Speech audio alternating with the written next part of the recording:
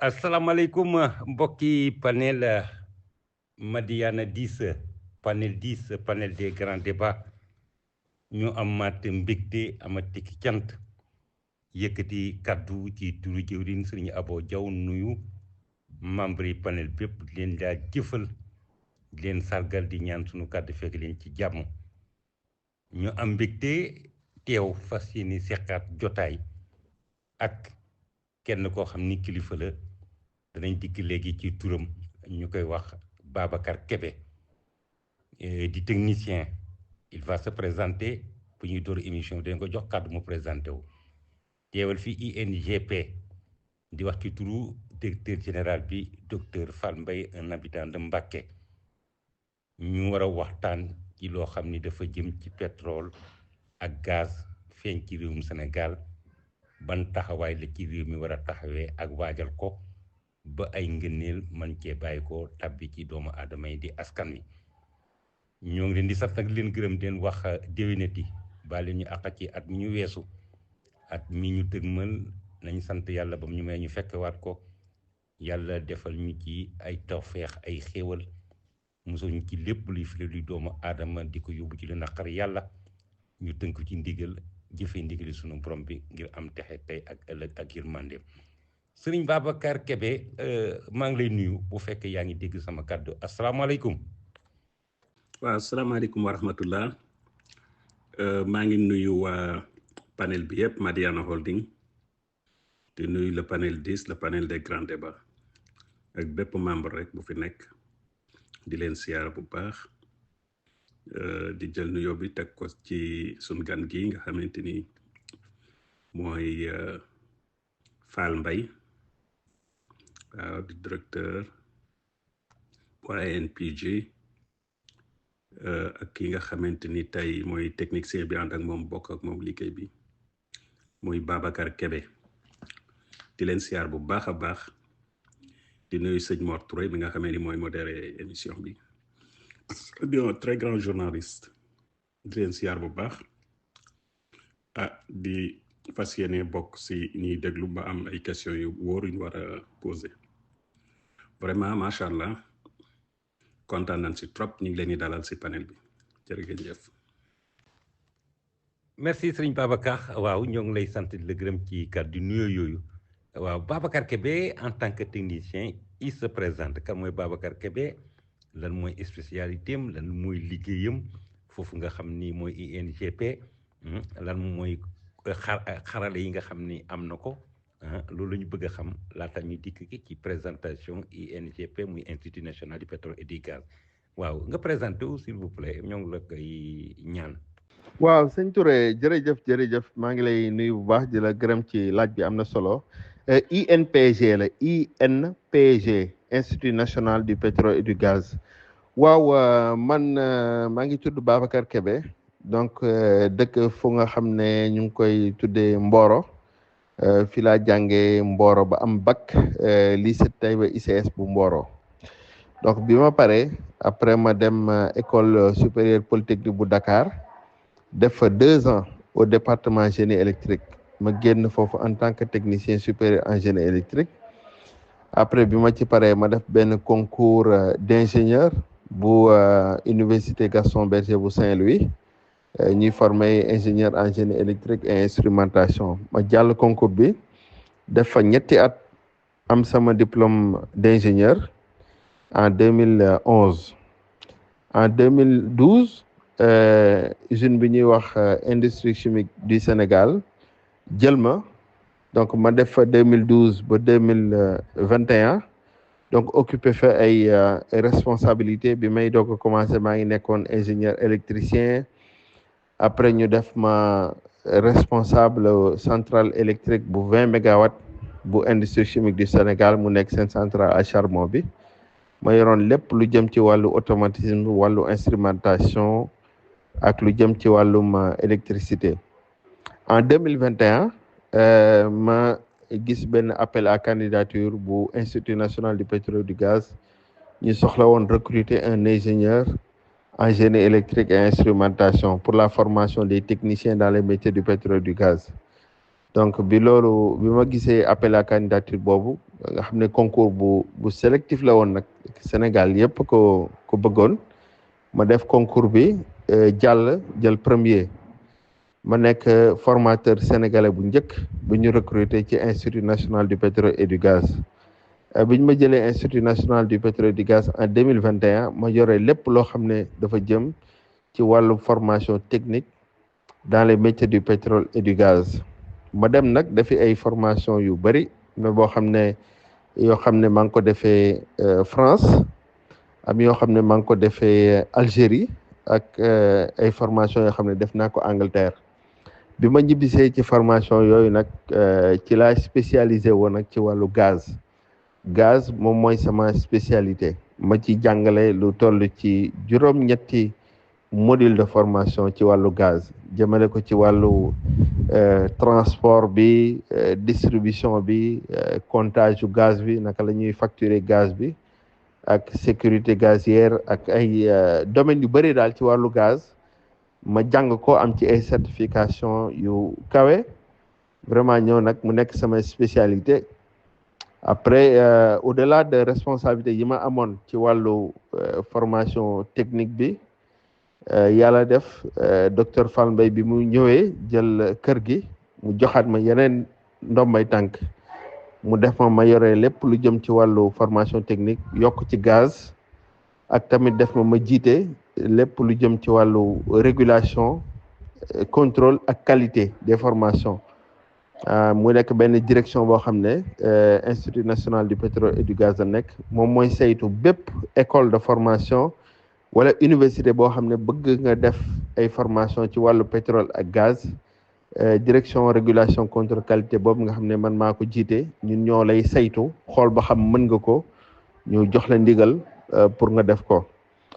ci gàttal daal loolu mooy sama présentation ma jiite nag ay comité de pilotage yu mag yoo xam ne dañu war a taxawal ay licence ci wàllu pétrole ak gaz en maintenance électrique en maintenance mécanique ànd ko ak compagnie pétrolière yi nekk ci Sénégal yëpp ak compagnie du secteur de l'énergie ak waa école supérieure polytechnique bu Dakar mu nekk comité boo xam ne moom mooy saytu nag yan programme la ñu war a bind tëral ko ngir xale yi mën ci jàng ci niveau licence comité de pilotage boobu man maa ko jiite ñu liggéey ci liggéey bu am solo ci en 10 mois ñu bind ci ay programme yu am solo ak yeneen yoo xam ne xam naa dinañ ci ñëw ci waxtaan bi. merci monsieur Kébé ci présentation boobu macha allah yal na yàlla xeb doli yàlla defal la ndam ci liggéey bi ak tamit nomination bu bees bi nga xam ni docteur Fall Mbaye yokk na ko ci li nga xam ni moom nga occupé woon foofu ci institut boobu di xamal mbokk yi rek ni thème bi ñu retenir war ko waxtaane muy xët mi ñu jàpp mooy le transfert de compétences et la place de la main-d'œuvre nationale dans le développement du secteur pétrolier et gazeux du Sénégal nan la ñuy jëlee xam-xam sol ko ci boppu Sénégalais yi muy transfert de compétences ñi nga xam ne ñooy way xarale yi nekk biir Sénégal doon ay sénégalais nan lañu mënee gis seen bopp ci li nga xam ni mooy fàndu pétrole ak gaz ginnaaw ba nga xam ni sunu réew Sénégal yàlla may na ko ci ay tawfeex moom la ñu war a waxtaanee sujet bi pour aborder ko ñetti pàcc lay doon comment affaire bi nan la mën a nekkee avec quoi ak tamit une fois le capital humain nekk Sénégal yan buntu mooy ubbeeku ci askan wi est-ce que ñëpp dañ leen mën a wutal am xëy ndax pétrole ak gaz bi mu feeñee Sénégal yàggut Babacar dana dikk ci yi nga xam ni mooy station yi ñuy exploité tey jii ñaata la ñu amagut ñaata infrastructure la ñu amagut fi mu toll yoo xam ni mi ngi jël ay nit ñu yëngatu ci loolu nga xam ni mooy wàllu pétrole ak gaz ñu koy wax plateforme Babacar waaw dañuy dikk ak yow ci pétrole ak gaz ci yan at la feeñ Sénégal ak après prospection biñ ko gëstoo yan bërëb ngeen gis ni pétrole ak gaz ma nga fa fi mu toll nii ak nga wax ñu tamit qualité pétrole ak gaz bi nga xam ni Sénégal am na ko buñ ko xoolee yi feeñ ci yeneen réew yi. waaw jërëjëf Serigne Mor maa ngi lay nuyu bu baax di la ziar di kontaan bu baax ci laaj bi waaye balaa ñuy dugg ci laaj bi nga may ma rek ma def ñaari audio bi njëkk bi damay présenter lan mooy Institut national du pétrole du gaz ñaareel audio bi may yónnee mooy tontu ci mbirum champs yi toolu pétrole ak gaz yi nga xam ne moo am Sénégal. Institut national du pétrole et du gaz ñu ngi ko créé en 2017 en 2017 parce que Sénégal dafa découvrir pétrole ak gaz en 2014 bi nekk diggante Sénégal ak Mauritanie ñu koy wooyee projet GTA te opérateur bi tudd BP di ko exploité dinañ ci ñëw léegi boobu ñu ngi ko gis en 2014 de même que Sangomar fi nga xam ne foofu la pétrole bi nekk te opérateur bi ñuy wax Woodside di ko exploité ak tamit Yaakaar Teranga boobu nag Sénégal moo ko moom gaz la léegi état du Sénégal bi mu ko découvrir 2014 li mu njëkk a xalaat mooy taxawal benn institut de formation boo xam ne dina tax ndaw Sénégal mën a liggéey ci pétrole bi ak gaz bi ci chaîne de valeur bi yépp chaîne de valeur bi nag boo ko déggee mooy depuis exploration bi bu ñu koy gëstu di xayma ba xam am na pétrole ak amul pétrole bu amee ñu développé plateforme yi ci géej gi ak tamit bu ñu ko extraire pétrole bi ba pare ñu transporter ko bu ñu ko transporter nag ñu raffiner ko distribuer ko commercialiser ko donc chaîne boobu yépp bu ci pàcc bu ci nekk ni ma ko limee léegi ay junni ndaw ci ay techniciens ay ingénieurs ay fiscalistes ay juristes soxla na ko ndaxte ñu bëri nag dañuy yaakaar ne pétrole bi techniciens yi kese ñoom ñoo ko moom alors que déedéet soxla nañu juristes yi pour les négociations des contrats soxla nañu fiscalistes yi soxla nañu économistes yi soxla nañu ñëpp bi loolu amee état du Sénégal xam ne ñu exploiter pétrole bi rek génn ko jox ko ci wàllam loolu rek du ndam doyul et li nga xam ne moom la état bi di gën a gagné mooy non seulement dina gagné ci production bi mais aussi ndawu Sénégal dinañ ci mën a liggéey entreprise du Sénégal dinañ ci mën a gagné ay marché ñu koy tudd contenu local léegi nag loolu yëpp buñ ko bëggee am lenn rek la ñu mën a def mooy taxawal benn institut de formation de référence ñu taxawal ko nag en 2017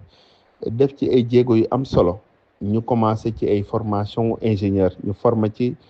3 promotions d'ingénieurs yoo xam ne ñu ngi toll ci juróom juróom biñ leen formé ba pare ñu ventiler leen ñuy liggéey ci société africaine de référence ñii di liggéey ci ministère du pétrole et des énergies am ñuy liggéey ci Sénélec am ñuy liggéey ci compagnie pétrolière yi macha allah téeméer boo ci jël juróom-ñeent fukki ak juróom-benn inséré nañ leen ñu ngi liggéey donc mu nekk une formation de qualité boo xam ne jox nañ leen ko. 2017 la ñu ko taxawal 2021 état du Sénégal génnewaat beneen décret. léegi mu ne au-delà de formation seen mission de formation ak de recherche mais dañuy dooleel Institut national du pétrole et du gaz jox ko beneen dayoo maanaam képp koo xam ne yaa ngi def ay formation fii wala bëgg nga ko def moo xam université nga moo xam école de formation bëgg nga def ay formation ci wàllu pétrole ak gaz Institut national du pétrole et du gaz moom moo lay saytu jox la ndigal pour nga mën ko def juste rek pour wol leen ne Institut national du pétrole et du gaz dayo bi mu am ak formation pétrole ak gaz ni mu xarala ak fulla bi nga xam ne état du Sénégal jox na ko ñuy dem di dem ba yàlla def ku ñuy wax docteur Fall Mbaye ñëw jiite kër gi bu yàggul dara matagul sax at waaye docteur Fall Mbaye bi mu ñëwee dafa jox Institut national du pétrole et du gaz beneen dimension bu bees ndaxte moom bi mu ñëwee li mu njëkk a gis wax ñu ko ñun ñi nga xam ne mooy ay collaborateur mooy fi ma gis exploitation pétrole ak gaz bi di fa dem il faut ñu taxawal ay programme de formation de techniciens pour mën a satisfaire la demande pour mën a satisfaire la main d'œuvre parce que aujourd'hui entreprise yi nga xam ne impliqué wu nañ ci wàllu pétrole ak gaz bi bëri na te bu ñu satisfaireul main d'œuvre bi dañuy obligé jéggaani soudeur jéggaani mécanicien jéggaani électricien jéggaani juriste jëli leen ci Afrique wala ci yeneen réew yi indi leen fii Sénégal te loolu nekk na loo xam ne gënul donc docteur Fall Mbaye bu mu ñëwee loolu la njëkk a xalaat xàll benn vision bu leer ñu ciy liggéey teg ay programme de formation des techniciens teg ay programme de formation yoo xam ne ci wàllu économie la ci wàllu management la ak yeneen wàll ba tax na loolu ñu am tey jii programme formation 1000 jeunes dans les métiers techniques du pétrole et du gaz nga xam ne 3FPT moom moo ko financé ñu war ko démarrer normalement au mois d'octobre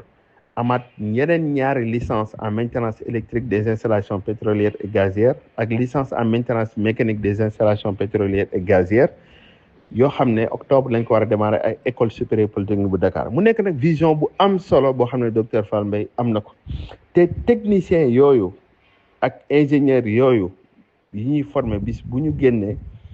dinañu mën a liggéey ci secteur bi ci anam bu yaatoo parce que dañu leen a soxla et loolu dinaa ci ñëw léegi ci sama audio bi nga xam ne man maa ngi koy waaj a def donc juste pour tënk rek institut national du pétrole et du gaz du école de formation de université ñun dañu nekk diggante école de formation ak université parce que ñun dañuy former depuis ñi nga xam ne am nañu bac wala sax amuñu bac ci métier technique yi di dem ba jàll ko dem ba niveau recherche ba niveau doctorat am nañu prérogative yooyu pour def ko donc loolu laa bëggoon a wax ci tënk ci institut national du pétrole et du gaz ni nga ko créé ak ni muy doxee ak lan mooy ay mission am bala may ñëw nag ci projet pétrolier ak gazier yi ak naka la ci ndaw ñi mën a liggéey. waaw sëñ Mor xam nga Sénégal yàlla daf ko jagleel lu rëy ma ñëw nag ci laaj bi nga ma laaj ndax xale yi naka la ñu mën a def ba liggéey ci est-ce que buñ leen formé dañu mën a am liggéey ak yan toolu pétrole ak gaz ñoo fi am ak qualité bi ak yu demee ni ko noonu. Sénégal dafa am daanaka ñetti toolu gaz ak benn toolu pétrole bi moom la ñuy wax moom moo nekk Sangomar boobu Woodside moom moo koy exploité entreprise bu tudd Woodside te tool boobu li fa nekk ci pétrole ci biir géej gi la nekk mën na ci 500 millions de barils de pétrole te ñu ngi fay produire depuis juin 2024 ñu ngi fay produire 100 000 barils de pétrole par jour beneen bi mooy gaz bi bi ci njëkk bi Sénégal njëkk a am mooy gazu Ngadiaga ay gaz boobu bëriwul trop ndaxte boo xoolee premier trimestre 2025 bi toolu gaz boobu mi ngi produire 500 000 mètres cubes de gaz le produire mu am beneen toolu gaz boo xam ne mi ngi nekk ci diggante Sénégal ak Mauritanie nga xam ne Sénégal ak Mauritanie ñoom ñoo ko bokk boobu la fa nekk ci gaz ci première phase bi rek bi ñu ko estimé mat na 428 milliards de mètres cubes de gaz et ñuy produire 2,1 millions de tonnes de gaz naturel liquéfié par année gaz naturel liquéfié nag boo ko déggee mooy gaz boo xam ne dañu ko produire mu nekk à l'état gazeux ñu seddal ko à température de moins 160 degrés ba nga xam ne day jóge gaz nekk ndox liquide ñu mën ko transporter mu am tamit beneen toolu gaz boo xam ne moom moo nekk Yaakaar Teranga gaz boobu la fa nekk ci toolu gaz boobu la fa nekk ci gaz bi ñu ko xaymaa toll na ci 500 milliards de mètres cubes de gaz te gaz boobu toolu gaz boobu ñuy woowee Yaakaar Teranga li ci neex mooy gaz bi Sénégal moo ko moom à 100% bokk ko ak benn réew te ci gaz boobu ci la Sénégal sukkandiku ci politique bi ñuy wax stratégie gaz to power ngir tabax courant à partir de gaz bi nga xam ne moom moo am Sénégal ngir njëgu courant yi mën a wàññeeku te ci loolu Sénélec d'ailleurs bi nga xam ne daf ci am responsabilité bu rëy parce que Sénélec moom moo am droit am licence jënd gaz bi ci producteur bu mag bi di BP mooy gaz bi nekk diggante Sénégal ak Mauritanie BP moo koy defar Sénélec la état bi jox licence mu jënd ko en gros bu pare ñëwaat jaayaat ko industriel yi nga xam ne ñoom ñoo nekk fii ni Sénégal donc mu nekk loo xam ne lu am solo la te gaz boobu bu ko Sénélec jëndee daf koy jaay mën na ko jaay cimenterie yi parce que xam nga ciment clinker la ñu koy defaree te clinker dañ koy chauffer te chauffer ko à partir du gaz non seulement moom moo gën a économique ba pare tamit moom moo gën a baax ci suñu alam ci suñu environnement parce que gaz bokk na ci énergie yi nga xam ne bëriwul ay tooke yoo xam ne mën na ko sànni ci environnement bi te loolu sax mën nañu dem ba ëllëg jëmmi jamono saako ciment wàññeeku Sénégal ndaxte tey jii boo amee gaz nga daan utiliser ay fuel ak yeneen produits di ci togg ciment nga am gaz bi nga xam ne ci réew mi la nekk donc loolu dafay gën a yombal liggéey bi au-delà de cimenterie yi ñen ñoo mën a utiliser gaz bi mais ce sont les producteurs d'électricité centrale yi ngay gis fii parce que aujourd'hui Senelec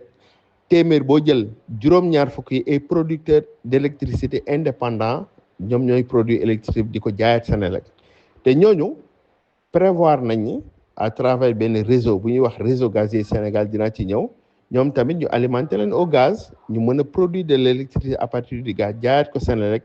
jaayaat ñu ko te su boobaa njëg li day gën a yomb donc bu ngeen xoolee maa ngi nekk di décrire l'écosystème du secteur pétrolier et gazier di leen wax yan entreprise ñoom ñoo ci laale limal naa leen BP mooy exploiter gaz bi diggante Sénégal ak Mauritanie limal naa leen Woodside moom mooy exploiter pétrole bi fële ci Sangomar limal naa leen Senelec moom mooy jënd gaz bi di ko jaayaat ma leen di limalaat tamit le réseau gazier du Sénégal le réseau gazier du Sénégal moom rôle am mooy jële gaz bi Ndar transporter ko indi ko Dakar pour que centrale électrique yi mën ci jot parce que Senelec moom moo jënd gaz bi ci producteur bi ñuy wax BP bu ko jëndee dafay am transporteur boo xam ne rôle am mooy transporter gaz bi te réseau gazier du Sénégal mu nekk société étatique boo xam ne état du Sénégal moo ko taxawal donc moom rôle am mooy transporter gaz bi indi ko Dakar jébbal ko Senelec mën ko jébbal client industriel yi maanaam producteur d'électricité yi ak tamit cimenterie yi ngir ñu mën ko utiliser donc réseau gazier du Sénégal ñaari tànkuwaay la am ngir mën a tànk gaz bi ngir indi ko Sénégal benn source am mooy champ GTA bi foofu la koy jëlee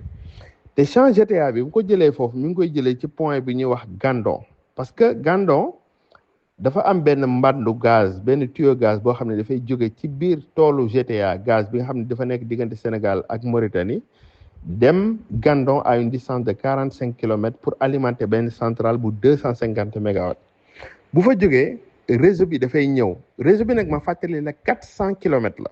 400 kilomètres de tuyau en acier boo xam ne day wër Sénégal loolu la fa mën a jóge ci ay xëy kenn xamul lu mu toll ci soudeur ci électricien ci mécanicien ci lépp loo xalaat donc le potentiel aujourd'hui il est là ce qui nous reste c'est vraiment d'aller vers la formation et loolu ci la Institut national du pétrole et du gaz nekk wax naa léegi ne am na programme de formation bu 1000 jeunes dans les métiers techniques du pétrole et du gaz boo xam ne nañ ko démarrer bientôt ak waa 3PT te ci programme de formation yooyu am na électricien am na mécanicien am na soudeur am na opérateur hygiène sécurité environnement am na sax ay conducteur d'engins lourds pour ñu mën a associer un peu les mines léegi ma dellu si waat ci réseau gazier boobu nga xam ne 400 kilomètres la muy jëlee gaz bi Ndar indi ko Ndakaaru ba pare tamit di tànqawaat ci beneen source bu ñuy wax gaz Yaakaar Teranga bi nga xam ne Sénégal moo ko moom à 100%.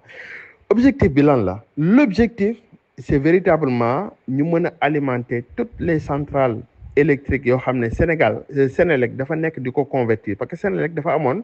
ay centrales électriques à gaz à fuel à diesel yoo xam ne dafa am fonctionner diesel léegi ci stratégie gaz su boobu bi Senelec dafay convertir centrales yooyu jëlee ko diesel yóbbu ko gaz d'ailleurs commencé nañ ko bi nekk Tobène bi nekk Bel-Air bi nekk Cap des Biches centrale bu bees bu 300 mégawatts moom moo fa am Tobène Power centrale bu 115 mégawatts diesel dañ koy convertir en gaz am na bu ñuy tabax Mboro centrale à gaz bu 300 mégawatts te loolu yëpp gaz du Sénégal moom moo koy alimenter donc aujourd'hui tey jii Yaakaar Teranga pareegul donc ci toolu GTA lañ mën a jël as tuut te d'ailleurs sax loolu dañ ciy féliciter gouvernement bi nga xam ne moom moo ñëw parce que au début liñ doon am ci gaz bi dafa néew trop bi gouvernement bi ñëw ci la négocier yokk ko ba ñu mën a alimenter au moins 5 à 6 centrales à gaz pour ñu mën a soulager un peu la production d'énergie de la Senelec bu réseau gazier bi pare nga xam ne rôle am mooy transporter gaz bi indi ko Dakar jébbal ko Senelec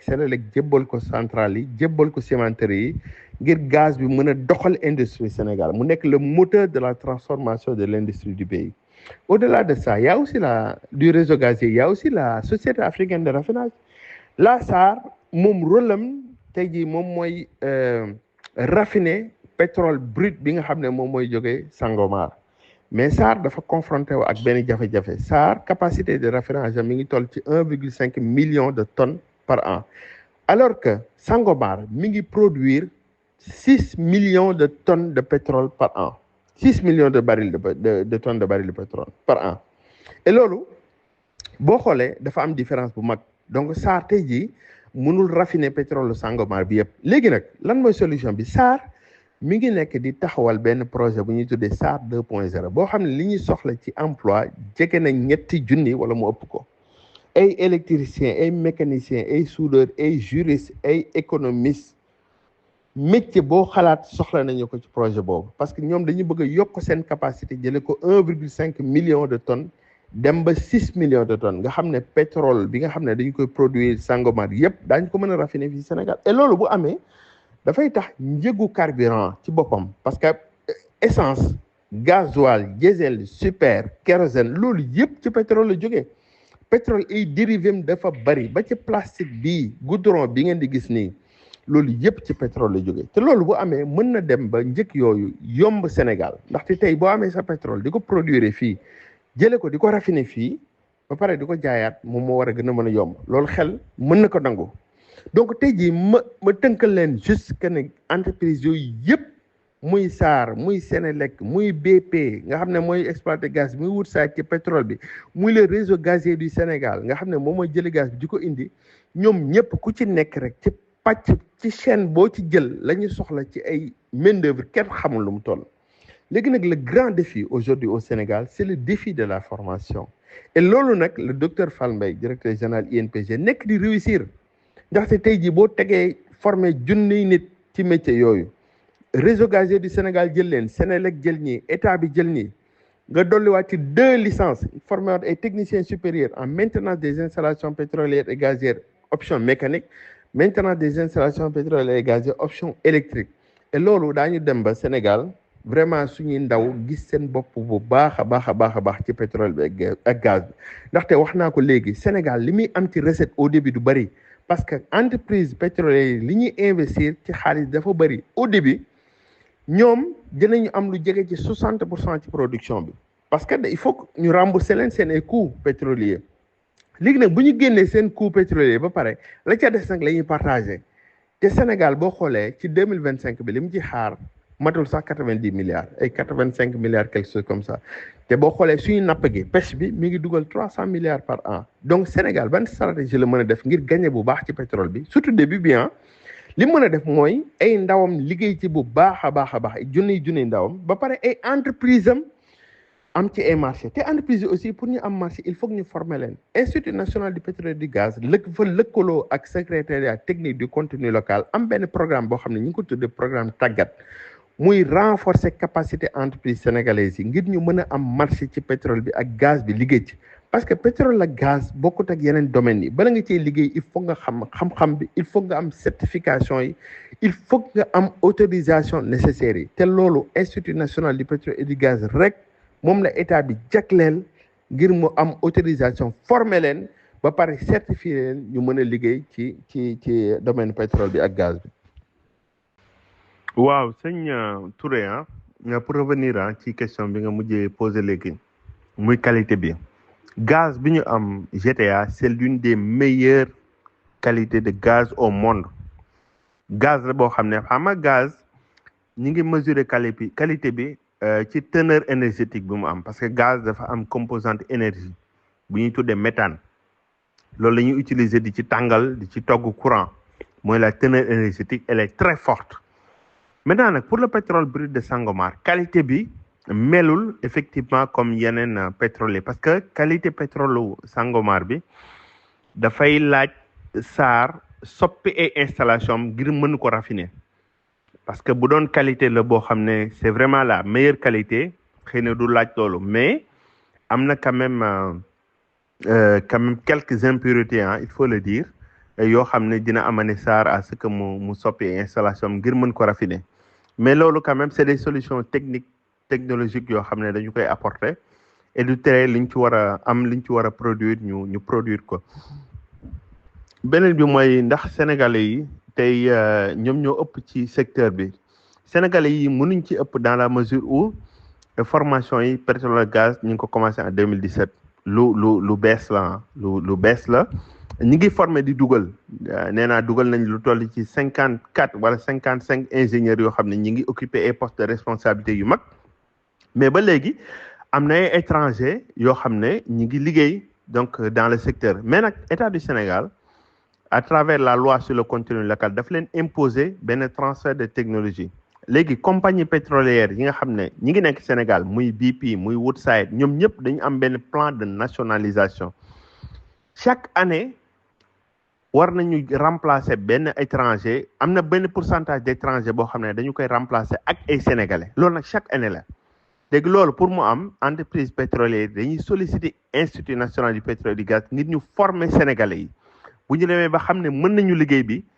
étranger yooyu dañuy dellu su ko defee sénégalais yi jël place yooyu et loolu mi ngi nekk di avancer bu baax ñu ngi ciy liggéey ak compagnie pétrolière yu bëri am na ay projets yu important yoo xam ne institut national du pétrole et du gaz war na ko déployer ci octobre bi amal ko ak ay compagnie pétrolière yoo xam ne dañu bëgg sénégalais yi remplacer étranger yi fa nekk parce que loolu moom moo gën a yomb ci ñoom tey boo jëlee benn étranger boo xam ne mi ngi jóge ci beneen réew ñëw expatrié lay nekk li nga koy fay moo ëpp junni yoon li ngay fay sénégalais bu nekk fii donc loolu aussi cela y va de l'intérêt des compagnies pétrolières et ñi ngi nekk di ci liggéey bu baax a baax a baax. merci monsieur Kébé ñoo ngi sant Baye Xewal Dieng di kilifa ci kër gi nuyoo na léegi dugg ñoo ngi koy sant di ko gërëm di ko dalal ak jàmm waaw kon mun a déggee muy SAR jusqu'à présent tàmbalee gudd a raffiné pétrole Sangomar bi d'autant plus que équipement yi mu yore c'est pas adapté à la qualité du pétrole bi Sénégal am léegi nag on forme des gens dans le secteur SAR war caa jël te SAR amagul l'équipement adéquat pour mën a exploiter est-ce que loolu tamit dilemme boobu du indi tuuti lu mu faussé ci seen programme seen bilan ak rythme d'insertion bi nga xam ni moom lañ doon séntu ci techniciens yi ñu formé. waaw sëñ Touré déedéet SAR commencé na raffiner pétrole Sangomar bi xam nga pétrole bi ñu ngi ko découvrir en 2014 te bu ñu ko découvrir la SAR entamé benn projet bu mag de transformation de ces installations bien avant même ñu commencé production pétrolière bi ak gazière bi SAR dafa anticiper woon SAR kay problème am du qualité wu pétrole Sangomar bi SAR problème am jamono ji mooy capacité bi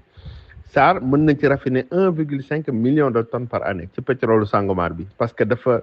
changer toutes ces installations à travers un grand projet muy bu ñu tuddee AKTBS muy augmentation de la capacité pour le traitement du brut de Sangomar SAR mi ngi raffiner pétrole Sangomar bi mais mënugu ci dem lu sori parce que nee naa la pétrole Sangomar bi li ñuy produire par at jege na 6 millions de tonnes te SAR 1,5 million de tonnes la limité wu SAR qualité bi nekkatul problème am mais à travers le SAR 2.0 projet SAR 2.0 bi nga xam ne ñu ngi koy togg nag mooy mu augmenter capacité wu raffinage wu SAR maanaam jëlee ko 1,5 million de tonnes yóbbu ko ba 6 millions de tonnes nga xam ne lu ñu produire fii bu ñu raffiné wul 100% yi tamit 90% yi mën nañu ko raffiner fii Sénégal te projet boobu laa lay wax ne soxla na lu mu néew ñetti junniy xale ñu leen di war leen a recruter nga ñu liggéey ci projet bi. merci monsieur Kébé waaw boobu leer na ñu dikk nag ci critère de sélection de ces jeunes là ndaw yooyu ngeen war a recruter parce que chaîne de valeur bi ni nga ko waxee li ngeen bëgg day bari ay soudeur ay chaudronnier nit ñuy yëngatu ci wàllu mécanique nit ñuy yëngatu ci wàllu fiscalité ay juriste ñu xam yoon ay économiste ay comptable ainsi de suite léegi critère de sélection bi da ngeen di demander aux instituts comme université UFR yi ña fa nekk ay kilifa les meilleurs ngeen di tànn ou bien da ngeen di def ay concours yoo xam ne daal dañuy seet ñi nga xam ne ñoo ci gën a baax note ñu jël leen comme ni nga defoon concours ba jëloon premier ci sa lijaasa bi nga amoon noonu mais actuellement fi tollu ñaata ngeen yore comme actif en formation fi tollu xam nga wax nga un projet de 1000 jeunes ci kanam wax nga un projet de licence yu ngeen am ca kanam mais actuellement ñaata ñoo nekk ci institut bi tey ji bu ñu ko doon lim en matière de nombre la ñaan temps sont nangam temps sont en formation nangam temps sont en formation nangam bu fekkee foofu te mën nañ ci am ay leeral. merci monsieur Kébé waaw boobu leer na ñu dikk nag ci critère de sélection de ces jeunes là ndaw yooyu ngeen war a recruter parce que chaîne de valeur bi ni nga ko waxee li ngeen bëgg day bari ay soudeur ay chaudronnier nit ñuy yëngatu ci wàllu mécanique nit ñuy yëngatu ci wàllu fiscalité ay juriste ñu xam yoon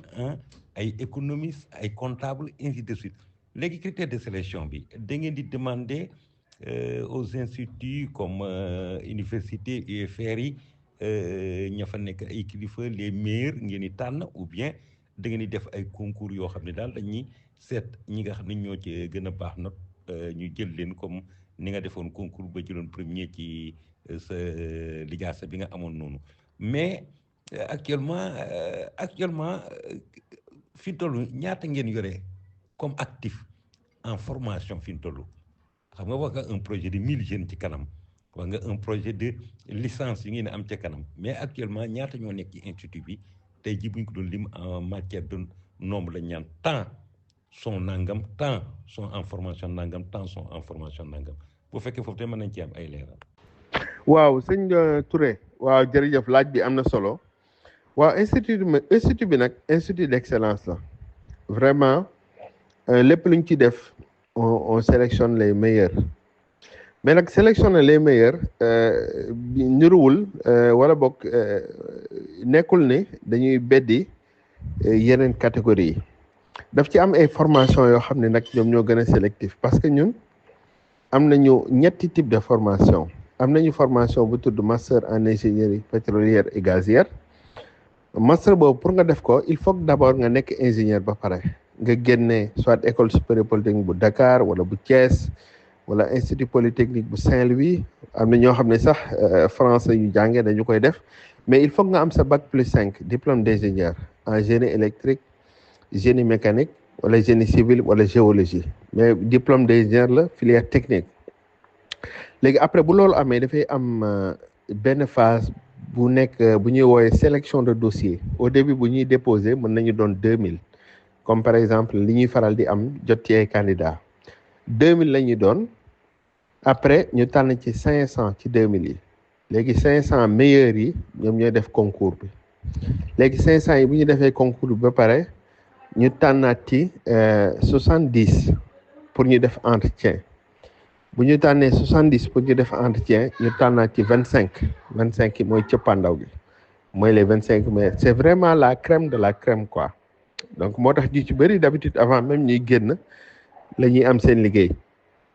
mu am beneen formation bu ñu woowe master en économie et management du pétrole et du gaz boobu master la boo xam ne lépp lu jëm ci wàllu management fiscalité droit négociation des contrats ci wàllu pétrole ak gaz moom loolu lay wund parce que xam nga institut national du pétrole et du gaz li ko utalee ak école de formation yi xam ñoom dañuy former en continu mais ñun bu ñu tegee plan de formation rek c'est parce que def nañ étude de marché bi ba pare xam nañ ne formation bi bu ñu ko defee jeunes yi bu ñu génnee dinañ liggéey te bala ñoo tëgg formation bi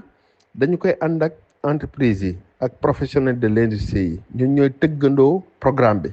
nga xam ne xale yi li ñu leen di jàngal dafay méngoo exactement ak li nga xam ne moom la industrie bi soxla ba bu ñu génnee du ñu chômer lu bari wala bu ñuy chômer tamit du yàgg ñu jël leen donc loolu moo tax ñu taxawal master en économie et management du pétrole et du gaz boobu mu amaat beneen programme boo xam ne nag dañu ko jagleel techniciens yi te master en économie et management du pétrole et du gaz boobu bala may jàll boobu il faut nga am bac +5 niveau master 2 moo xam droit la moo xam kii la français moo xam anglais moo xam même profil technique mën nañu def master en économie et management du pétrole et du gaz mais la condition mooy nga am master 2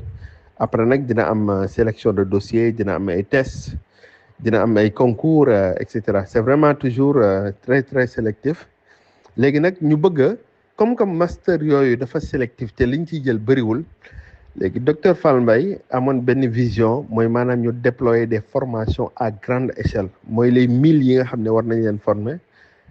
yooyu niveau bi sax mën na bañ a nekk bac nga bañ am bac juste BFM wala sa CAP wala nga am sa BT que ce soit en électricité en mécanique en soudure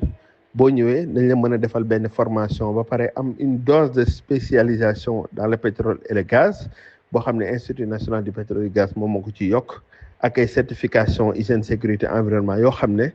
boo ci paree ay formation de 6 mois la di nga mën a dem directement intégrer le secteur pétrolier et gazier mën ci liggéey léegi nag pour le nombre d'étudiants yi nga xam ne moom la ñu am parce que actuellement nii on vient de clôturer le master en ingénieur en économie et management du pétrole et du gaz boobu ils étaient 22 la ñu léegi nag ci ngi nekk di préparer waat nii les 2 licences au mois d'octobre pour la rentrée prochaine donc yooyu aussi 50 personnes la ñu bëgg a jël 25 pour la licence en maintenance électrique des installations pétrolières et gazières 25 pour la licence en maintenance mécanique des installations pétrolières et gazières ak les 1000 jeunes et aussi les 400 marins parce que am na 400 marins yoo xam ne mooy ay pêcheurs yoo xam ne ci napp bi la ñu yaakaaroon ak léegi exploitation pétrole ak gaz bi impact bi mu am sur l'environnement ñoom dañ naroon obligé abandonner seen activité di sonn léegi nag dañ leen di defal une formation de reconversion mooy ñu transformer leen en marin offshore nga xam ne daañu mën a liggéey ci bateau yi nga xam ne ñoom ñooy manque pétrole bi ak gaz bi ci biir géej gi donc ci xayma daal fii ak octobre daañu toll ci lu ëpp 1500 apprenants yoo xam ne Institut national du pétrole et du gaz moom moo leen di former. waaw asalaamaaleykum wa rahmatullah question bi mu manqué laaj monsieur Babacar Waye suñu technicien bi macha allah Sénégal moom man gis naa ni ñu ngi organiser wu vraiment pour gën a mën a dem sa kanam franchement waaw may doon laaj recrutement bi nga xamante ni moom la ñuy def ci ak ñi war a formaté ak yooyu yëpp daal est-ce que ñu ngi siy bàyyi xel moodu yi ñu nekk à l'extérieur bu baax ndaxte xëy na peut-être du ñàkk ci yenn point yu nekk si biti am ñoo xamee ni vraiment li doon nan sa fort te xëy na duñ leen woon taxul gouvernement bi xam leen noonu ndax ñooñu ñëpp boole na leen si recrutement yi pour mën leen a tàllal loxo ñu dellu si réew mi asalaamaaleykum wa rahmatullah. waaw salaamaaleykum sëñ Abou jërëjëf ñu ngi kontaan ci laaj bi man mii rek li may recevoir institut du pétrole ci ay ñoo xam ne ci bitim réew la ñu nekk bari na trop vraiment ñu am ay spécialité nekk vraiment xarañ ci mbirum pétrole bi ak gaz bi lool parce que xam nga ñun dafa am benn politique bu ñu am xam nga docteur Fall Mbaye bi mu ñëwee dafa fekkoon formation yu bari institut français du pétrole moom moo ko doon joxe institut national du pétrole et du gaz bien que ñun daanañu def ay formation mais daf ci am yoo xam ne ñële lañ ko jagleeloon waa institut français du pétrole ci yenn domaines yi quoi mais moom bi mu ñëwee dafa gën a dooleel formateurs yi nga xam ne ñoom ñoo nekk institut national du pétrole et du gaz ba tax ne moom orientation bi mu joxee mooy lépp loo xam ne formation la waxuma sax recrutement formation yi dinaa si ñëw mais déjà ñi nga xam ne ñoo fay jàngale bu fekkente ne spécialité bi amul ci biir institut national du pétrole et gaz parce que pétrole et gaz dafa yaatu am na lu toll ci 500 métiers bu fekkente ne spécialité bi amul foofu dañuy privilégier les sénégalais yi nga xam ne ñoom ñoo nekk biir Sénégal wala diaspora te mën ko ñoom la ñuy jël recruter leen ñu def formation yooyu les côté recrutement bi aussi c'est ouvert à tout le monde képp ku bëgg a déposer foo mënti nekk moo xam Sénégal wala bitim réew parce que su boobaa dañu koy dématérialiser voilà def ko en ligne nga xam ne yow boo la neexee boo nekkee Canada wala États-Unis mën nga postuler bu ñu la jëlee nga ñëw def sa formation directement c'est vraiment ouvert à tout le monde quoi. waaw merci beaucoup damay poser nag 2 questions benn question bu njëkk bi docteur Fall Mbaye moo ko moom xam naa mi ngi teewlu émission bi ñu koy féliciter ci innovation yi mu indi ci loolu nga xam ne mooy liggéey bi waaw ak yokk gi mu yokk liggéey bi tamit di ko rafetlu bu baax en tant que doomu Mbacké waaw doon koo xam ne c'est un responsable qui est expérimenté waaw parce que c'est la première fois muy yëngatu ci wàllu industrie ñi ko xam ku nekk xam li mu doon liggéey fële ci Suisse ak yi réew yi nga xam ne jot na faa jaar avant Suisse question bi ma koy posé mooy goxu Mbacké est-ce que gis na boppam ci loolu nga xam ni mooy ndaw yi ñu war a jël parce que responsable politique la bien vrai que combat bi mi ngi ko mené à l'étranger mais Mbacké département amoon na fi base bu ko jàppale ba ñu gën koo xam parce que xam ko te nomination bi ci parti bi tamit Mbacké joué na ci waaw goxu Mbacké est-ce que ndaw yi gis nañu seen bopp ci ñi ñuy jël foofu est-ce que il participe au concours de sélection am déet ak est-ce que la communication jàll na bu baax à Mbacké waaw ndax responsable bu ñu nommé vous êtes responsable national pour servir tout le pays mais gën a jege gën a xejji foofu tamit maa ngi ko ci laaj moom docteur Fall lan la fas yéene bette Ndawi Mbacké gis naa ko nag ak benn contrat de partenariat avec l'université Cheikh Ahmadou Bamba mais c'est un projet à long terme parce que université bi mu ubbeeg léegi yàggut xam naa pour mu am ay licenciés wala ay nit ñoo xam ne dañ ay master ba mën a dugg ci concours yooyu xam naa du léegi la part réservée à Mbacké jeunesse su Mbacké ils attendent avec impatience li nga xam ni mooy formation yooyu Mbacké na mos a des ginnaaw ci wàllu njàng ak wàllu xam-xam on a toujours damé le pion les meilleurs résultats les meilleures mentions les meilleurs étudiants docteur Fall Mbaye moom question boobu. ma dégg tamit ci à travers yenn ci émission muy wax moyen nous avons besoin de moyens parce que formation bi ngeen wax diis na lool ça demande beaucoup de moyens waaw non seulement budget état mais aussi vous aurez besoin d'un partenariat qu'est-ce que vous attendez du privé sénégalais am na ay sénégalais yoo xam ni multimilliardaires lañu y a des muudu émigrés yoo xam ni tamit ci xaalis la ñu toog ils n'attendent que des opportunités d'affaires pour investir ci est-ce que ñooñu tàllal ngeen leen loxo am déet ou bien yéen ngi seen tout partenariat public privé parce que tamit il faut que ñi yore xaalis tamit comme ni ngeen soxlaa des techniciens un capital humain en technique ak expérience noonu ngeen di soxlaa un capital humain aussi en finance est-ce que foofu yéen ngi ciy def ay démarches am déet ubbil les nationaux sénégalais ñuy investir ci pétrole ak gaz ndax opportunité d'affaires yi nga xam ni mën nañ ci tirer bari na lool. waaw jërëjëf sëñ Mor sa question bu njëkk bi xam naa docteur Fall Mbaye dina ci tontu transféré naa ko léegi nii sax quoi léegi ci question bu mujj bi mooy effectivement xam nga formation pétrole ak gaz dafa cher bu fekkente ne da nga bëgg a def formation bu sérieux parce que ñun institut national du pétrole et du gaz am nañu équipement boo xam ne Afrique de l'Ouest ba mu daj ñoo ko fi am muy benn simulateur de forage mi ngi jaar 600 millions $1 million la ñu ko jënd donc mu nekk lu cher et puis noonu la ñu soxlaa yeneen équipement te équipement boo jël ci pétrole ak gaz bi daanaka boo moytul di nga jege 100 millions wala lu romb ko lu ko romb gën kaa néew donc loolu nag dafay tax institut bi soxla vraiment des moyens pour mën a liggéey convenablement bien vrai que l'État du Sénégal mi ngi ñuy jàppale mais quand même des na vraiment on a besoin de beaucoup plus donc de moyens d'équipement pour pouvoir former vraiment le maximum de jeunes sénégalais ñu mën a liggéey ci domaine pétrole ak gaz léegi nag idée bi nga wax nii mooy vraiment faire appel au secteur privé faire appel vraiment aux hommes d'affaires sénégalais qui sont ici dans la diaspora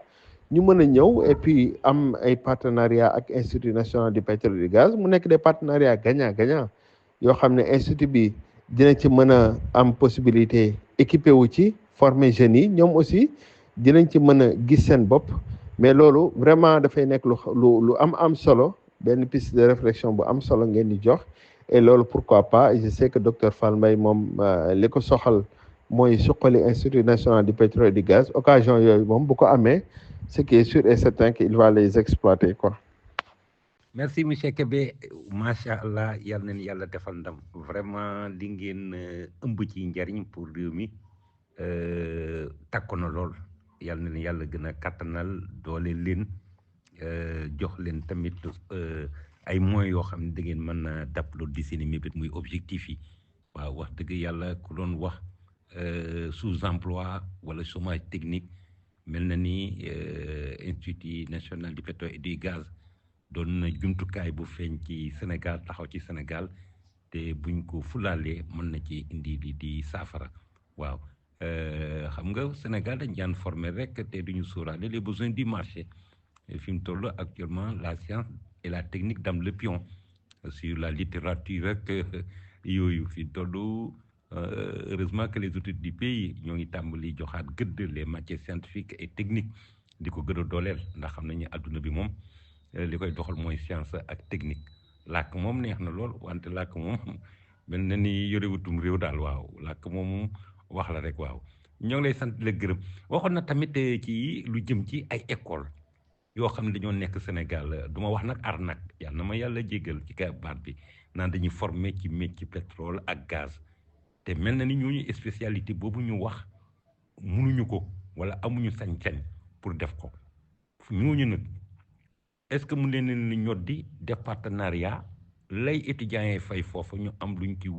dindi di ko jox institut bi di leen ci formel ci filière wala bànqaas yi nga xam ne ñoom amuñu les moyens parce que stimulateur de gaz bi nga wax rek 600 millions ñooñu amuñu ko waaw loolu est-ce que amul partenariat boo war a bu ngeen war a signer ak école yooyu teg leen ci yoon waaw teg leen ci yoon. merci monsieur Kébé macha allah yal na ni yàlla defal ndam vraiment li ngeen ëmb ci njariñ pour réew mi takku na lool yal na ni yàlla gën a kattanal doole leen jox leen tamit ay moyens yoo xam ne da ngeen mën a dab loolu di seen mébét muy objectif yi waaw wax dëgg yàlla ku doon wax sous-emploi wala chômage technique mel na ni institut national du pétrole et du gaz doon na jumtukaay bu feeñ ci Sénégal taxaw ci Sénégal te buñ ko fulaalee mën na ci indi di saafara waaw xam nga Sénégal dañ daan former rek te duñu sóoraale les besoins du marché fi mu toll actuellement la science et la technique dam le pion sur la littérature rek yooyu fi mu toll heureusement que les autorités du pays ñoo ngi tàmbali joxaat gëdd les matières scientifiques et techniques di ko gën a dooleel ndax xam nañu adduna bi moom li koy doxal mooy science ak technique làkk moom neex na lool wante làkk moom mel na ni yorewutum réew daal waaw làkk moom wax la rek waaw ñoo ngi lay sant la gërëm waxoon na tamit ci lu jëm ci ay école yoo xam ne dañoo nekk Sénégal du ma wax nag arnaque yàlla na ma yàlla jéggal ci kay baat bi naan dañuy former ci métier pétrole ak gaz te mel na ni ñooñu spécialité boobu ñu wax mënuñu ko wala amuñu sañ-sañ pour def ko ñooñu nag est-ce que mu leen ni ñoddi def partenariat lay étudiants yi fay foofu ñu am luñ ci dindi di ko jox institut bi di leen ci formel ci filière wala bànqaas yi nga xam ne ñoom amuñu les moyens parce que stimulateur de gaz bi nga wax rek 600 millions ñooñu amuñu ko waaw loolu est-ce que amul partenariat boo war a bu ngeen war a signer ak école yooyu teg leen ci yoon waaw teg leen ci yoon. je ne sais pas nag kan moo leen jox autorisation d'exercer dans ce secteur d'autant plus que compétence yi mu laaj rigueur bi expérience bi technicité bi matériel bi amuñu ko te tëj bërëbu liggéeykaay moom ëpp naa def ci Sénégal lu tey ji le chômage moom dafa yaatu te saa soo tëjee rek il y a des fonctionnaires ou bien des gens salariés yoo xam ne ils seront au chômage beaucoup de gens di ay gone amoon opportunité jàngi dañuy mujj di taxawaalu ndax capacité d'accueil bi ngeen wax ak ni ngeen di recruter serré na lool te y a une forte demande sociale boo xam ne mi ngi leen di xaar tëj moom école yooyu man jàpp naa ne ci xalaat ak Sénégal fi mu toll moom dox du mbir yoonal leen xool partenariat seen diggante gi ñoom école yi wéy di dox ña fa nekk di jot seeni salaire di yore seeni njaboot ñi bëgg a jàng te xajuñu foofu nekk foofa def naa loolu tamit ab bunt la loo ci xalaat waaw loo ci xalaat ak ñi leen jox autorisation ñuy exercer est-ce que am nañu compétence coole autorisation yooyu est-ce qu'il n'est pas temps ñu formaliser leen mettre leen en rapport avec yow avec yéen d'autant plus que yow lañ nommé directeur bi yore contrôle boobu waaw. waaw asalaamaaleykum wa rahmatullah taala wa barakaatu. waaw bi question moom yàgg naa kaa bëgg a poser pour gën see am ay éclaircissement heureusement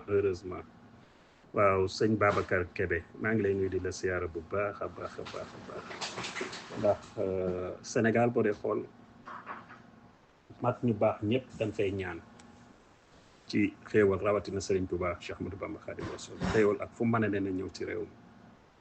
waaw loolu ci biir loolu nag ma am benn question bu ma bëgg a laaj xam nga Sénégal pétrole bi ñu ngi koy dégg ci côté géej gi xëy na peut-être am na ci côté Casamance yu ñu koy dégg su ma juumul ñu naan région de Diourbel tamit am na pétrole su ma juumul ba juumul aussi am na coin yu bëri daal di ñu wax ne am na pétrole Touba sax dégg naa ko de damay dégg nag waaw mas na maa dégg tamit Thiès si sama benn grand bu tuddoon Assane moom waa Thiès la nee na maamam dafa am benn tubaab bu ko mas a gis foofu côté boobu ni ka fii am na pétrole ndax ñax mi du sax fu dul fu am pétrole. waaw mu naan ko boobu ñoom foofu lañ dëkkoon seen kër mu ni ko fii nii bu fi jóge ndax xéewal moo fi nekk bu bari muy pétrole te loolu dina ma si génne. waaw ci biir boobu question comme yéen yàlla dimbale na leen ba teg ngeen seen tànk foofu fan si biir Sénégal ngeen jàpp ni pétrole amee na fa. maa ngi lay nuyu bu baax di nuyu Grand Fall Mbaye vraiment loolu dina gën a xaw a gën a dalal sunum xel daal. baax na jërëjëf. waaw sëñ Touré jërëjëf ci laaj bu am solo bi bu aju ci régulation formation yi ci domaine pétrole ak gaz ndaxte wax naa ko léegi sama biir wax depuis 2021 le état du Sénégal jox doole ak pouvoir institut du pétrole ngir mu réguler ko mais daanaka mosuñ ci def dara te bi docteur Fall Mbaye ñëwee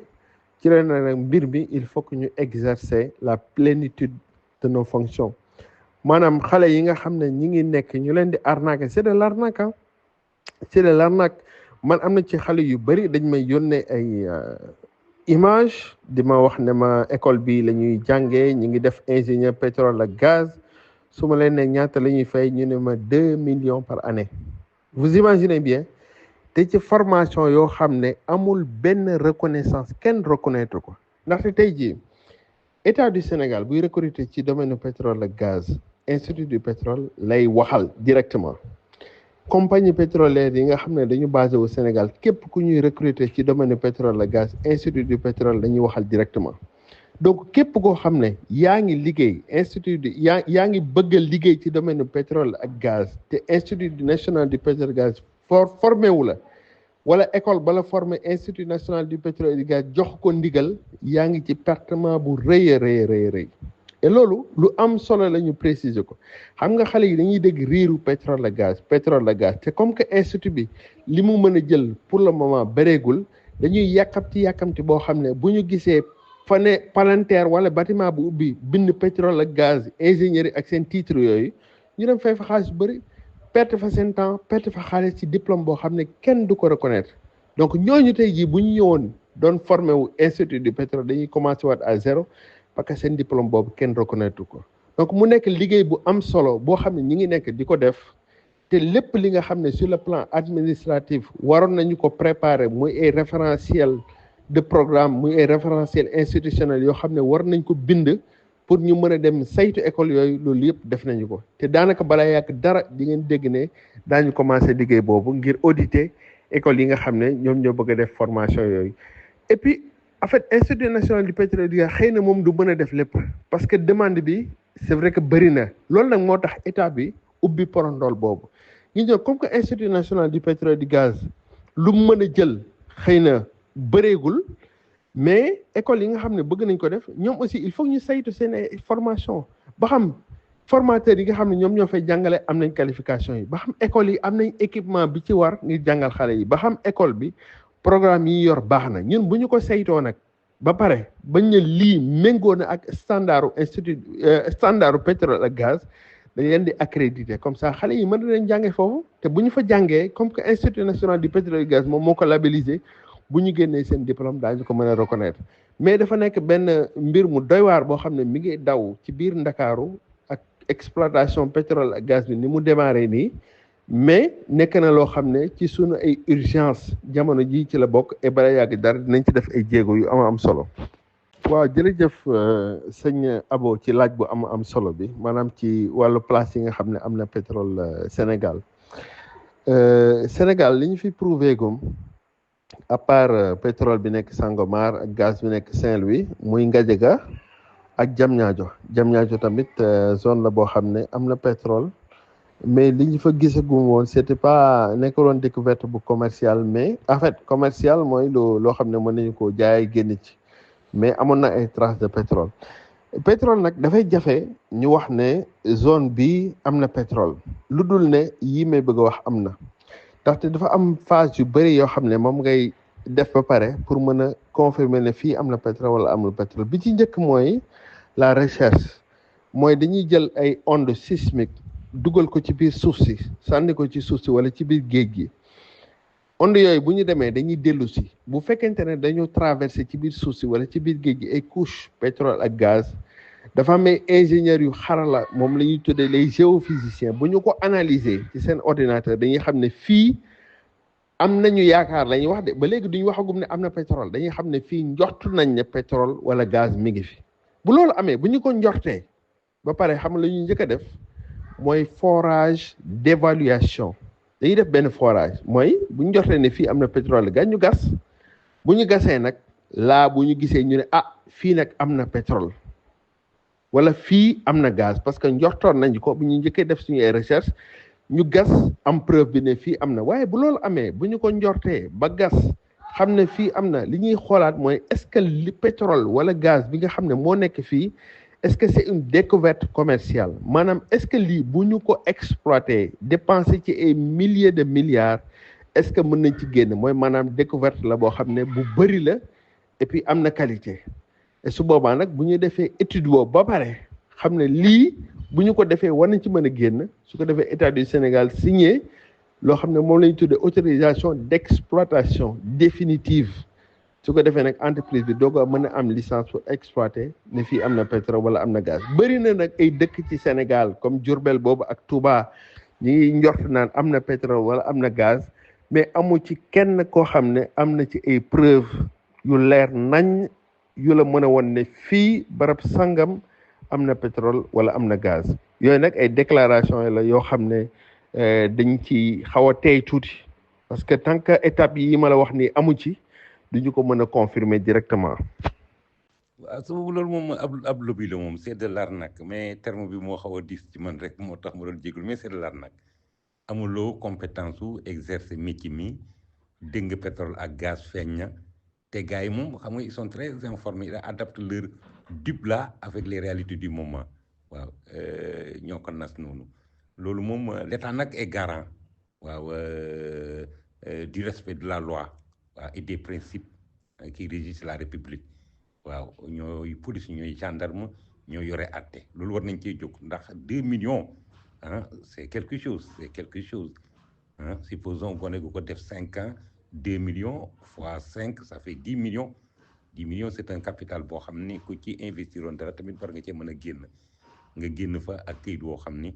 moo journal ak kayitu suukar ñoo yem loolu moom gënul waaw yal na yàlla def leen ndam ci mission de contrôle boobu le Sénégal nous appartient des jeunes ce sont nos fils nos neveux et nous comptons beaucoup sur leur avenir pour construire notre cher pays il n'en est même pas question qu'on les laisse ñuy naviguer ci gaal goo xam ni def leen di digal yàlla na yàlla defal ndam ci mission boobu wax na tamit ci problème mu restauration parce que plateforme yi ña fa nekk du ñuy génie du ñuy junne dañuy jëfandikoo waaw nee na restauration am na foofu tamit marché bu mag bu fa nekk foofu tamit restauration bi nan ngeen fas yéene impliquer les Sénégalais yi nga xam ni seen domaine de compétence mooy restauration pour ñu mën a bénéficier ci marché yooyu waaw ndaxte fi nga foofu moom plateforme yi il faut que ay nit dem fa din yóbbu lekk waaw ndax ci biir géej la nekk sori na waaw pêcheurs yi tamit loolu tamit lu am solo la les convertir en marin offshore mais Gambie diggante Gambie ak Sénégal am na pétrole offshore bu fa nekk man jàngoon naa ko en géographie dans les années 86 en 3e waaw ni ma amee diggante Mauritanie ak Sénégal def naa ne fee tamit am na pétrole ak gaz waaw Gambie digganteem ak Sénégal di la sant di la gërëm waaw gaz su pauvre la je ne sais pas en anglais l'énergie wala l'électricité bi ñu defee ci centrale gazeuse yi fan ngeen ci tollu am na benn boo xam ni defe naa ni Senelec doon na ko expérimenté temps yële bu ma juumut waaw est-ce que tàmbali naa produire di jaay Senelec ndax gars yi yàkkamti nañ ko les factures d'électricité sont trop chères au Sénégal waaw en même temps comme li nga ko waxee tamit ciment bi gaz boobu ngeen di conditionné foofu di ko yóbbu usine ciment yi di ko jëfandikoo ci production ciment bi dana tax ciment wàññeeku waaw loolu tamit lu am solo mais yàkkamti nañ ko lool bëgg nañoo xam nag fu ngeen ciy toll ak quels sont les projets yi nga xam ne à part centrale boobu diñ ci doon tudd sunu benn mbokkum Mbàkke ñu koy wax monsieur Dia waaw moom Sénico ak Samuel Sarr Ahmed Sarr ak ñeneen waaw centrale boobu est-ce que tam na produire am déet am na yeneen centrales yi mel noonu yu ngeen yu ñuy waajal pour gën a booster la production en électricité en s'appuyant sur le gaz am déet en tout cas facture du courant yi cher na bis fu jot ñu naan comme Sénégal am na gaz am na pétrole léegi facture yi wàññeeku mais gars yaa ngi xaar de gisaguñu de. Monsieur Kébé, je ne sais pas, est-ce que vous serez bien placé pour répondre à cette question. Tey jii Sénégal yenn réew lay liggéeyal ci wàllu pétrole ak gaz xam nga pétrole bi li ñuy produire la SAR mënut a raffiner lépp capacité mayu ko lu bari bitim réew la jëm yenn réew ngeen ci liggéeyal est-ce que yéen a koy tànn ou bien partenaire bi nga xam ni moom ngeen signal contrat mu ñëw di exploiter pétrole bi ak gaz bi waaw foofu tamit bëggoon naa nga indil ma ci leeral. waaw asalaamaaleykum wa rahmatullah taala wa barakatu maa ngi lay nuyu bu baax sëñ Babacar Kébé notre technicien vraiment macha allah sant yàlla bu baax si jiital gi la Fall Mbaye jiital nga mën a jokkoo ñun man ñoo xamal lu bari si sunum réew muy lu am solo lool. waaw ma gis ni Sénégal bon par rapport ak yéen nombre d'emplois yi nga xamante ni man ngeen kaa commencé formaté ko dugal ko ci système bi dina baax lool ci économie bi may laaj aussi tamit parce que Sénégal day dëkk boo xamante ni boo xoolee ndax am na benn émission bu doon def fan yi te Abda Fall doon ko def ci wàllu garab même man sax posé naa foofu boobu question xamale ni vraiment déforêtisation forêt bi ni garab yi ni dagg gi mel noonu quoi yaa ngi dégg bon loolu dama gis ni baaxul ci dëkk bi te nit ñi moom daanaka boo xoolee matt rek la ni xambe waaw bu yàggee nag yaakaar naa ni moom poussière di noonu rey tàngaay di noonu rey te xëy na taw yi mën nanoo commencé raar ndax loolu moom baaxul ci am réew waaw ma gis ci dëkk yu mag yi nga xamante ni vraiment xam nan lan mooy xame mat ba passé ko ñëw ci gaz waaw comme yàlla tey may nanu gaz ndax Sénégal am nañ beneen programme boo xamante ni vraiment gaz bi dinañ ko mën a distribuer ci kër yëpp ñuy fay seeni facture ndax mi ngi seen biir programme yéen wala déet waa Pastef voilà état du Sénégal daal en général waaw parce que loolu lu am solo la parce que fii moom daanaka sa cuisinière ngay yor rek toog sa kër loo bëgg a togg boo bëggee lakk sa mburu lakk boo bëggee defar loo bëgg a def rek soxla woo dem uti dara lépp ngi fi bu weer dee nga am looy fay ndax te loolu dina créé waat emploi yu dul jeex comme naan am nañ matière première bi muy gaz bi yaakaar naa ni loolu moom macha allah ak foo leen si toll daal voilà boobu question fan ngeen si toll actuel. waaw sëñ Touré waaw jërëjëf am na solo effectivement vraiment c'est de l'arnaque quoi. te xale yu bëri ñu ngi ci tombé d'ailleurs loolu moo tax sax ñu multiplier suñu campagne de sensibilisation ak opportunité yu mel ni ngeen ñu may nga xam ne daañu mën a jàllale message yooyu ngir parents yi mën ko dégg lu jëm ci wàllu restauration bi effectivement xam nga la loi sur le contenu local dafa am ñetti régime yoo xam ne loi Sénégal moom moo ko tënk ne régime yi nii lay doxee mu am benn régime boo xam ne état du Sénégal daf ko tuddee le régime exclusif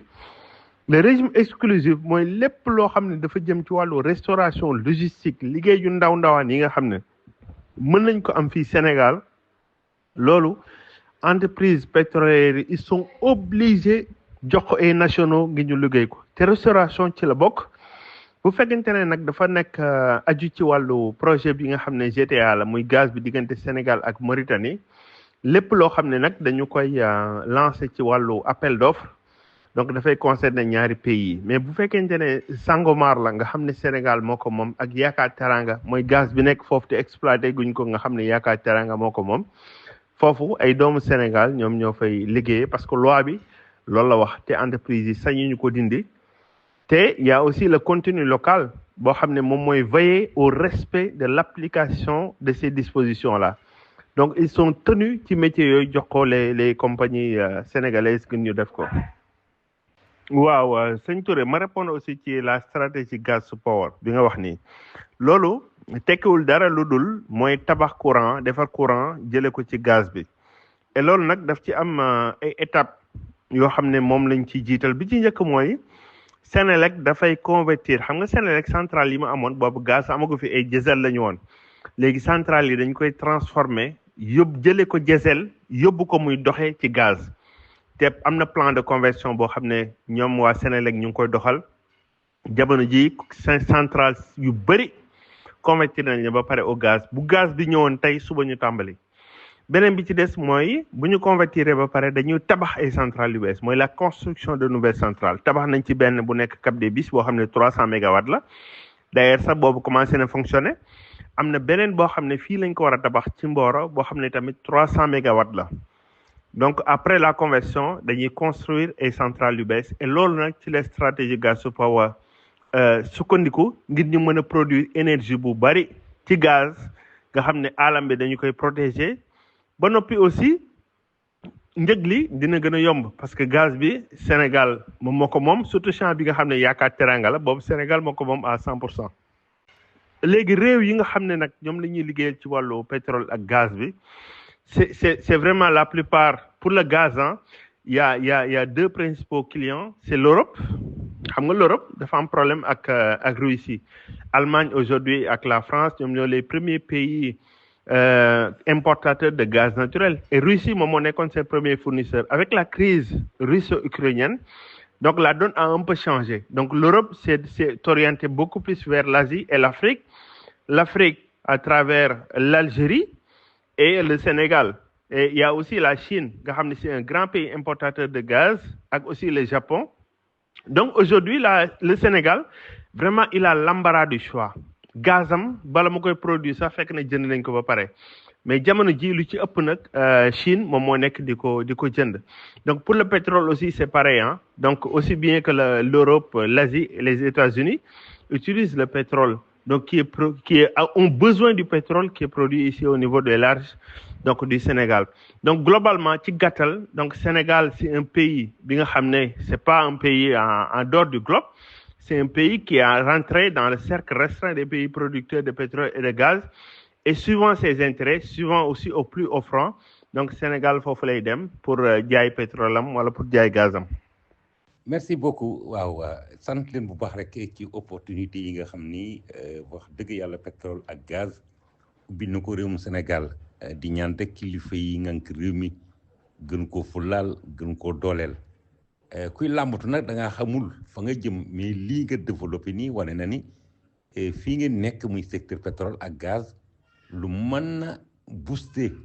li nga xam ne mooy création d'emploi la mën na wutal ndaw ñu bari am xëy ay mag ñu bari am xëy lu mën na fexe ba réewum Sénégal soqaliku la ndaxte ndaw ñooñu bu ñuy liggéey danañ fayeku te li ñu fayeku ci économie Sénégal la jëm dundal seen njaboot faj seeni aajo la beneen bi dana am loo xam ni da ngeen ko indiwaat ci réew mi comme loolu nga wax njariñ ñi war a tukkee ci conversion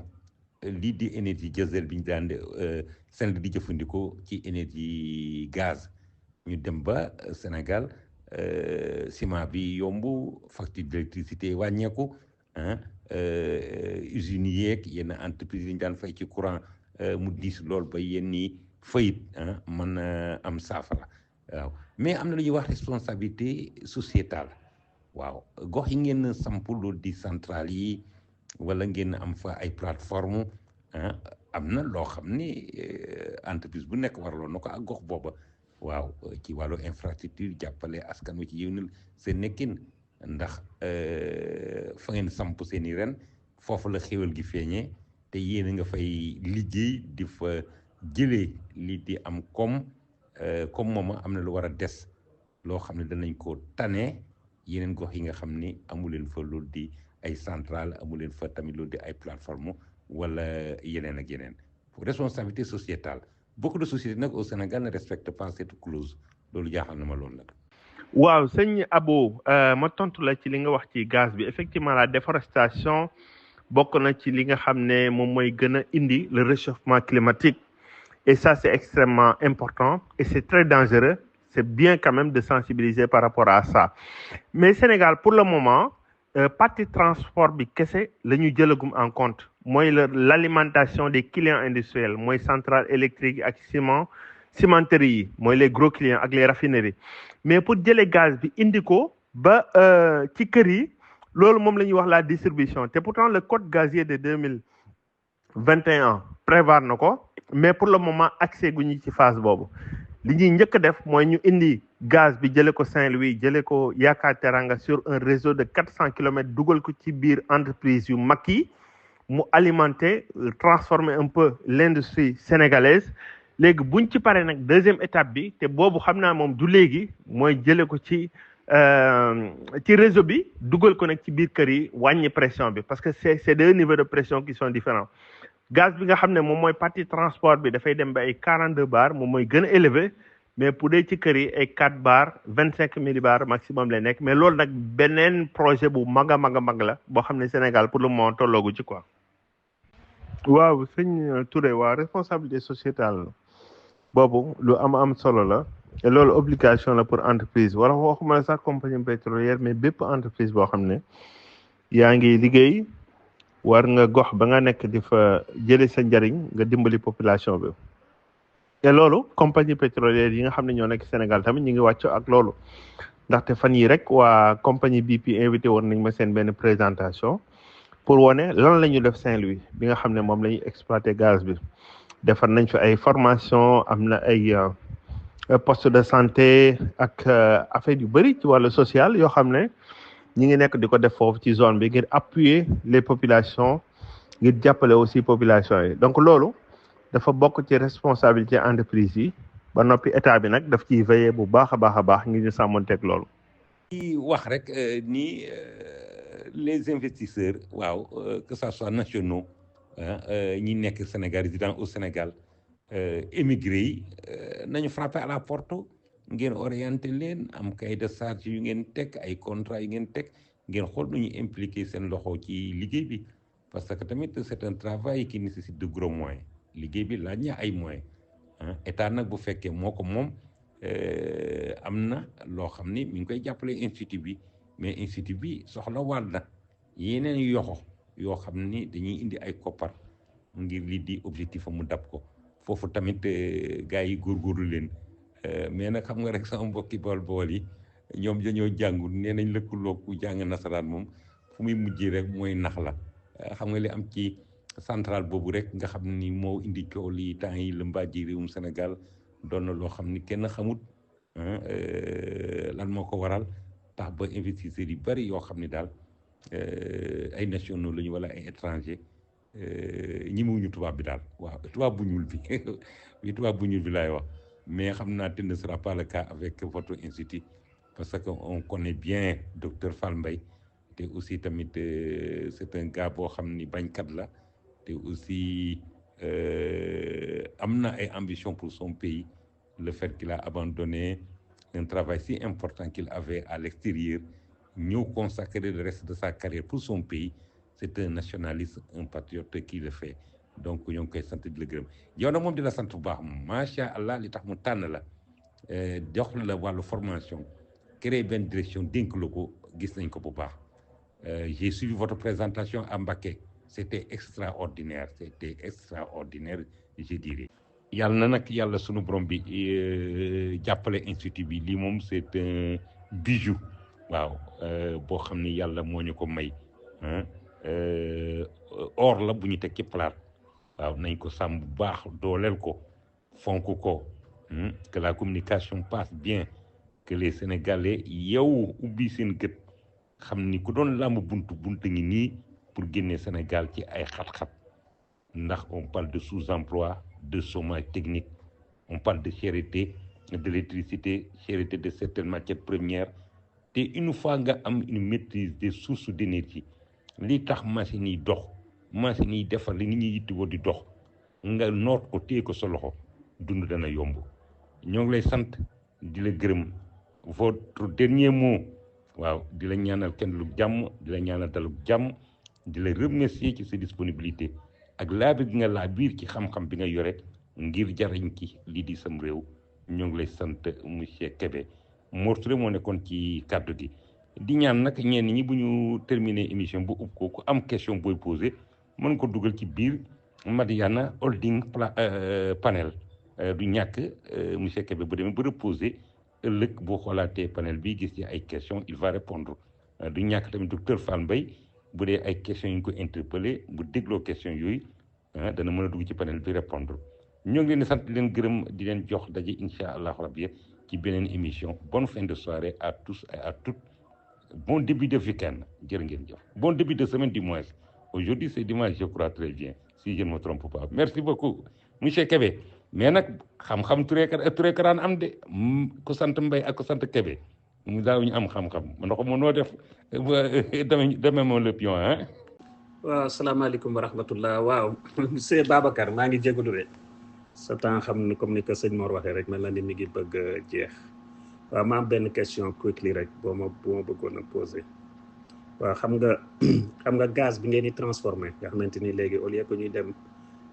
dindi ko liquéfier ko indi ko transformé ko au niveau du Sénégal commercialiser ko bu ko defee ñu gën see mën a am bénéfice yan façon type de gaz bu boobaa yéen ngeen di produire propane la ak ban ndax Sénélec da siy soxla xam naa ni xëy na am na gaz boo xam ne moom la war a soxla nu mu ko bëggeen defaree ko cimenterie comme ni nga ko waxee et cetera waaw may laaj yan façon gaz yéen moom ngeen di finir si qualité yu différent au niveau du Sénégal. waaw ma tontu sëñ Abo rek ma doog a tëj nag waxtaan bi bu mujj bi donc sëñ Abo gaz bi ñuy produire kii la am na propane am na butane mais xam nga propane bi dañ koy utiliser pour defaree ko carburant pour dugal ko ci oto yi mooy li ñuy wax les GPL muy les gaz de pétrole liquéfié donc gaz bi ci boppam dafa am ay composition yu bëri am na méthane bi nag lañ ci gën a soxla méthane bi la ñuy utiliser pour lakk chauffer dara méthane bi la ñuy utiliser pour defar courant donc méthane bi moo ci ëpp solo boo jëlee gaz bi méthane bi dem na ba ci 90% de gaz de méthane moo nekk ci biir gaz bi yeneen composants yi et propane butane éthane yooyu ay pourcentage yu ndaw la mais méthane bi moo ci ëpp mais butane bi aussi dañ koy récupérer bu ñu ko récupérer moom la ñuy charger ci bouteille gaz yi propane bi bu ñu ko récupérer moom la ñuy am na oto yoo xam ne propane moo leen di dawal comme ni ngay dawalee sa oto ak essence am na oto yoo xam ne propane la ñuy utiliser mooy les gaz de pétrole liquéfié donc yooyu yëpp ay dérivés la ci gaz yoo xam ne dañ ko mën a utiliser ngir suqale suñu économie en plus de ça aussi gaz bi day tax ñu mën a defar engrais am na benn projet bu mag boo xam ne production engrais urée bi nga xam ne moom la ñuy importer lu ci ëpp mën nañ ko defaree fii ci Sénégal ak suñu gaz bi donc gaz comme pétrole seen ay dérivés ni mu toll kenn xamul nan la donc jërëjëf sëñ Abo ma ñëw rek tëj waxtaan bi léegi waaw jërëjëf sëñ Touré macha allah sant bi rek moo ko yàq nag mais vraiment macha allah ci coordination bi ak ci modération bi ak aussi surtout la pertinence des questions parce que ku la déglu rek ni ngay intervenir ak man xam ne def nga ay gëstu bala ngay ñëw ñu jàkkaarloo et loolu c'est un travail journalistique bu am solo boo xam ne véritablement dañu koy saluer bu baax a baax di la ci féliciter di la encourager ndaxte yu mel nii dafa baax di ko organiser ndaxte xëy na mënuñu dem fépp waaye ak les nouvelles technologies mën nañu tëdd fi ñu tëdd di wax ki nekk Canada ki nekk États-Unis di ñu dégg te njariñil tamit benn lay doon kon nag maa ngi lay remercier di remercier aussi Abou bi nga xam ne moom ma njëkk a contacter vraiment di leen remercier ci confiance bi ngeen am ci man di remercier tamit le docteur Fall Mbaye mi nga xam ne moom moo ma tànn ngir ma ñëw waxtaan ak yéen di ko sant bu baax ci confiance bi mu am ci man ak tamit ci responsabilité yi nga xam ne dénk na ma ko bi mu ñëwee ba léegi ci Institut national du pétrole du gaz mu nekk nag koo xam ne vraiment dama naan fierté Sénégal la rawatina nag képp koo xam ne Mbàkke nga dëkk ndaxte tey bu le président de la République jëlee lu toll ni Institut national du pétrole du gaz nga xam ne moom la Sénégal yaakaar ngir ñu am lu ñu war a am ci contenu local bi ngir entreprise yi mën a liggéey ci pétrole bi jeunes yi mën ci liggéey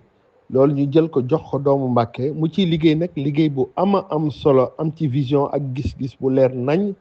kon nag loolu ñun dañu leen koy seedeel fii ñun ñi nga xam ne ñun ñooy liggéey ak moom c'est pas parce que suñu directeur général la mais dafa ñëw indaale expérience bu bëri boo xam ne daf ko capitaliser bitim réew ñëw nag mettre au service du Sénégal bàyyi lu bare ci avantage ñëw liggéeyal réewam. Et là vraiment ñu ngi commencé di gis njariñ li tey jii ndaxte aujourd'hui bu ñu demee bay wax formation technique ci wàllu pétrole ak gaz fii Sénégal c'est grâce à lui parce que avant mi ñëw amoon na ay formation yu ñu doon def mais c'est de niveau ingénieur moom moo njëkk a taxawal ay programme de formation technique ngir jeunes yi nga xam ne sax dañu génn daara mën a am des formations ngir liggéey dans le secteur te ñun dañu dépassé cadre pétrole ak gaz moom bi mu ñëwee daf ne domaine énergie ci boppam la bëgg ñu réfléchir en termes d'énergie parce que énergie moom moo gën a yaatu électricité mi ngi ci pétrole mi ngi ci gaz mi ngi ci leneen ak leneen mi ngi ci te métiers yi bari na lool te Sénégal mën na ci jariñu bu baax a baax te ñi ngi ci yoon boobu di sàkku vraiment ci yéen ngeen gën ñu ñaanal bu baax yàlla sottil mébét yi nga xam ne am nañu ko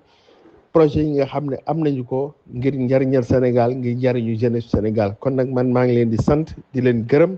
di leen wax ne heure bu ngeen ma soxlaa rek maa ngi seen disposition jërë ngeen jëf. jërëjëf kon nag ñi ngi nuyu di sant di gërëm docteur Fall Mbaye directeur INPG bu Sénégal di nuyu sëñ Babacar vraiment c'est un technicien de haut rang nekk si wetam di ko jàppale ñu bokk di liggéey Sénégal ñu ngi leen di sant bu baax si seen disponibilité ak seen temps bi nga xamante ni may ngeen ñu ko mu doon waxtaan muñ seq ak yéen muy Madiyana Holding di jàllale tamit nag vraiment pour toute la population rek du Sénégal képp ku si dégg rek njariñ daw gaaw bu fekkente ni bëgg nga liggéey wax yi kat macha allah war naa tas fépp ba ku ko dégg man see jariñu waaw ñun moom jottali rek lañ si am war na yàlla àggale di nuyu le journaliste Mor vraiment il est formidable macha allah man moo tax toujours léeg-léeg du ma bëgg sax di participer ndax gis naa ni vraiment il est à la hauteur di nuyu ñëpp di siyaar ñëpp waa Madiyana Holding di leen wax ni màggal gi mi ngi ñëw aussi en même temps GG ak baas yi bari la nan si waaye nag xam nga màggal moom dëkk boo xam ni dañ naan plus de 5 millions d'habitants ñoo fay daje yaakaar naa dara du fa doy kon nag affaire yaa ngi noonu boo ku gaawut a réservé la xam naa ni moom boo ma tudd ñëw au dernier temps bu di nga fekk lépp jeex voilà loolu la kon nag ba beneen yoon incha allah jërë ngeen jëf